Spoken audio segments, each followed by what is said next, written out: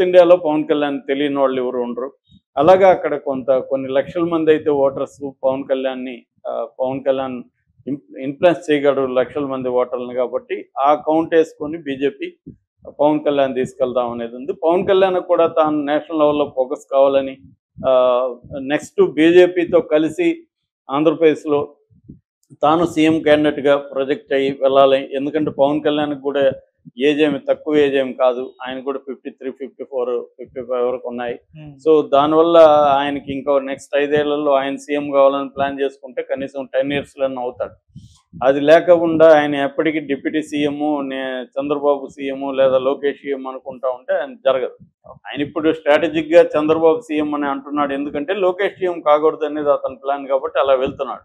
కానీ చంద్రబాబుని ఇరుకును పెట్టే విధంగా ఆయన ప్లాన్ చేస్తున్నాడు. దీనికి ప్రధాన కారణం ఏంటంటే పవన్ కళ్యాణ్కి బీజేపీ అండగా ఉంది. మోడీ, అమిత్ షా అండగా ఉన్నారు కాబట్టి చంద్రబాబు కూడా ధైర్యంగా పవన్ కళ్యాణ్ ఎదుర్కొనే పరిస్థితి లేదు.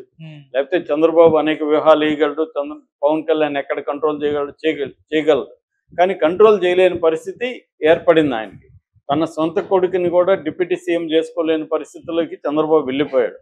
అట్లాగే స్టేట్కి సంబంధించి ఫండ్స్ కూడా తెచ్చుకోలేక తను ఇచ్చిన సూపర్ 6ని కూడా అమలు చేయలేని ఒక వీక్స్ సీఎం లాగా నిలిచిపోయాడు. అది తెలుగుదేశం కేడరు నాయకులే చంద్రబాబుని డైరెక్ట్గా కూడా నిన్న కూడా సోమిరెడ్డి కూడా అంటున్నాడు, వైసీపీ వాళ్ళ అరాచకాల మీద చంద్రబాబు ఏం చేయలేకపోతున్నాడు. అంటే ఇంత వీకెస్ట్ సీఎంని ఎప్పుడు చూడలేదని తెలుగుదేశం వాళ్ళే పెడుతున్నారు. అంటే కారణం ఏంటంటే దీని వెనుక అనేక అంశాలు ఉన్నాయి. చంద్రబాబు అవన్నిటిని అధిగమించి ధైర్యంగా పోయే పరిస్థితి చంద్రబాబుకి లేదు. దీనికి ప్రధాన కారణం ఏంటంటే బీజేపీ చంద్రబాబు మీద డిపెండ్ అవ్వకుండా జగన్ని కూడా స్ట్రాంగ్గా ఉంచుతూ ఒక పక్క జగన్ని కంట్రోల్లో పెట్టుకుంటుంది. అట్లాగే జగన్ని పొలిటికల్గా కిల్ చేయాలని బీజేపీ అనుకోవట్లేదు. సో ఇలా ఉంచుతూ పవన్ కళ్యాణ్ని మెల్లమెల్లగా పెంచుకుంటూ పవన్ కళ్యాణ్ వెనక కాపు సామాజిక వర్గం ఒక 20-25% ఉంది కాబట్టి అట్లాగే మిగతా అభిమానుల కూడా సంఖ్య కూడా ఉంటుంది కాబట్టి పవన్ కళ్యాణ్ పెట్టుకొని ఎన్టీఆర్ కమ్మ, చంద్రబాబు కమ్మ కాకుండా ఎన్టీఆర్ని కూటమిలో కూడా ఆల్రెడీ కొంత గందరగోళం కనిపిస్తుంది. ఎందుకంటే ముఖ్యంగా పవన్ కళ్యాణ్ వర్సెస్ లోకేష్ అన్న ఒక ఇది బయటకు వచ్చింది. అలాగే కూటమిలో కొంతమంది సీనియర్ నాయకులు లోకేష్ డిప్యూటీ సీఎం అవ్వడానికి కూడా వ్యతిరేకిస్తున్నారు. అంటే ఇంకొకటి ఏంటంటే గత కొంతకాలంగా మోడీ కానీ అమిత్ షా కానీ పవన్ కళ్యాణ్కి ఎక్కువ ఇంపార్టెన్స్ ఉన్నారు. నిజానికి ఇవ్వాల్సింది చంద్రబాబు మద్దతు లేకపోతే అక్కడ మోడీ ప్రభుత్వం కష్టాల్లో ఉంటుంది. కానీ ఇక్కడ చూస్తే చంద్రబాబు అమరావతికి కొంత అప్పు తీసుకురాగలిగాడు. తర్వాత దీనికి విశాఖ ఉక్కుకి కొంత డబ్బులు తీసుకురాగలిగారు తప్ప ఈ పథకాలకు సంబంధించి ఏ రకమైన డబ్బులు తీసుకురావట్లేదు. అట్లాగే ఇక్కడ సంపద సృష్టిస్తాను నేనైతే అప్పుడు అడిగారు అందరూ, మీరు ఇంత ఎలా ఇస్తారు, జగన్ ఇచ్చిన దానికంటే మీరు జగన్ 77,000 కోట్లు ఇస్తేనే ఇంత అప్పులైతే మీరు 1,30,000 కోట్లు సంవత్సరానికి ఎక్కడి నుంచి తీసుకొస్తారని అడిగినప్పుడు నేను సంపద సృష్టి చేసి తీసుకొస్తున్నాడు. 8 నెలలు అయిపోయింది. ఇప్పుడేమో ప్రతిదానికి జగన్ మీద ఎంతకాలం జగన్ మీద నువ్వు చెప్పుకుంటూ గడిపేస్తారు మీరు అన్న ఒక విమర్శలు అయితే ప్రజల్లో కూడా ఈ డిస్కషన్ మొదలైంది. అలాగే గవర్నెన్స్కి సంబంధించి కూడా రెవెన్యూ డిపార్ట్మెంట్ ఇవి కానీ ఈ సచివాలయ ఉద్యోగుల్ని తగ్గించే పరిస్థితి కనిపిస్తూ ఉంది.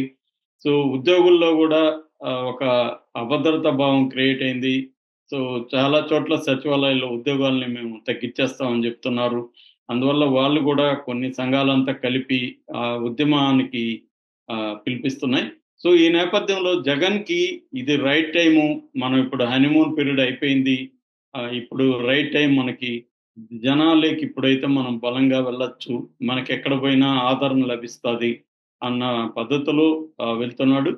సో ఈ టైంలో ఒకవేళ అరెస్టులు చేసినా కూడా, వైసీపీ నాయకులను అరెస్టులు చేసినా కూడా అది కూడా మంచి మైలేజ్ వస్తుంది. అంటే మేము ప్రజల తరపున పోరాడుతుంటే అక్రమ కేసులు పెట్టి అరెస్ట్ చేస్తున్నారు అన్నది బలంగా తీసుకెళ్లొచ్చు అన్న ధోరణితో జగన్ ప్లాన్ చేస్తున్నట్టుగా అర్థమవుతుంది. మరి దీన్ని చంద్రబాబు ఎట్లా ఎదుర్కొంటాడు? చంద్రబాబు కొంత ఇబ్బందికరమైన పరిస్థితి. ఎందుకంటే ఆల్రెడీ పవన్ కళ్యాణ్ పార్టీలో మన కూటమిలోనే ఉంటూ ఒక ఇబ్బందికరమైన వాతావరణాన్ని క్రియేట్ చేస్తున్నాడు.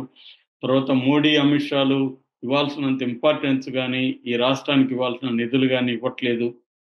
మరోవైపు తాను హామీలు ఇచ్చినవన్నీ కూడా, ఎందుకంటే ఆ వీడియోలన్నీ ఉన్నాయి. తాను ఏమేమి చెప్పాడో హ్మ్. అవన్నీ కూడా ఇప్పుడు ముందుకు తీసుకెళ్తారు. సో, ఆ హామీలు ఇచ్చినవి ఏవి కూడా నెరవేర్చే పరిస్థితి లేదు. డబ్బులు లేవని ఆయనే చేతులెత్తేసిన పరిస్థితి కనబడుతుంది. మరోపక్క ఎమ్మెల్యేలు, కింది స్థాయి నాయకులు విపరీతంగా అక్రమాలకు పాల్పడుతున్నారని ఈనాడు జ్యోతిలో రాస్తున్నారు. అవును. హ్మ్. అట్లాగే గతంలో ఉండే వైసీపీ నాయకులు కావచ్చు, వైసీపీకి సంబంధించి వైసీపీ పెట్టిన అధికారులు కావచ్చు, వాళ్ళందరికీ కూడా ఇప్పుడుకి వాళ్ళ హవా నడుస్తూనే ఉంది అని కూడా ఈనాడు జ్యోతి రోజు వాపోతున్నాయి. ఈ కాంటెక్స్ట్‌లో చంద్రబాబు, జగన్ గూడా ఇప్పుడు ప్రజల్లోకెళ్తే, ఎందుకంటే జగన్ ఖచ్చితంగా ఆదరణ ఉండే అవకాశం అయితే ఉంది. ఆల్రెడీ జగన్‌కి 40% ఓట్ బ్యాంక్ ఉంది. ఇప్పుడు ఆహ్, జ చంద్రబాబుకు ఓట్లేసిన వాళ్ళు గూడా అట్లాగే 20,00,000 ఉద్యోగాలు యూత్‌కి ఇస్తామని, యువగళం పేరుతో నిరుద్యోగ భృతి 3,000 ఇస్తానని, అట్లాగే రిచ్ టు పూర్ పేదలందరినీ డబుల్‌గా, వాళ్ళకిప్పుడు ఎంత ఆదాయం ఉందో దానికి డబుల్‌గా హ్మ్. 5 ఏళ్లలో చేస్తానని, ఇలాగా రకరకాల హామీలు ఇచ్చేశారు. వాటినిప్పుడు నెరవేర్చే పరిస్థితి లేదు. ఒక్క పెన్షన్‌లు తప్ప మిగతా ఏది కూడా అమలు కావట్లేదు. ఆల్రెడీ ఆరోగ్యశ్రీలు, ఫీజు రీయింబర్స్‌మెంట్ ఇవన్నీ కూడా కట్ అయిపోయినాయి. అందుకని ప్రధానంగా జగన్ ఒకటి ఫీజు రీయింబర్స్ మీద ఆల్రెడీ మా ఫిబ్రవరి 3 తేదీ ఆందోళనకు కూడా సిద్ధమయ్యారు. అయితే ఇప్పుడు జగన్ వచ్చినాక దాన్ని పోస్ట్‌పోన్ చేసుకొని, జగన్ వచ్చినాక ఒక ప్లాన్ ప్రకారం ఫీజు రీయింబర్స్‌మెంట్ మీద, హ్మ్. తర్వాత ఉచిత బస్సు మీద, ఒక్కొక్క పథకం మీద ఎవరైతే ఇప్పుడు నష్టపోయారు గదా! ఇప్పుడు అవును సార్. ఒక తల్లికి కనీసం 15,000 హ్మ్. వచ్చుండేది ప్రతి బిడ్డ, ఒక బిడ్డకైనా. అవును. ఇప్పుడేందంటే ఈ 15,000 రాలేదు. రైతులకి జగన్ 13,000 ఇస్తున్నాడు. ఇప్పుడు అది రాలేదు. 20,000 అన్నాడు ఈయన. ఈయనకి ఆశపడిపోయారు. అందువల్ల జగన్ ఏందంటే, నేను పలావ్ ఇస్తున్నా మీకు, చంద్రబాబు బిర్యానీ ఇస్తానన్నాడు. మీరు బిర్యానీ దగ్గరికి పోయారు. హ్మ్. బిర్యానీ లేదు, పలావ్ గూడా లేదు అవును అన్న సార్. హ్మ్. స్లోగన్‌తో వెళ్దాలనే ఒక ప్లాన్‌లో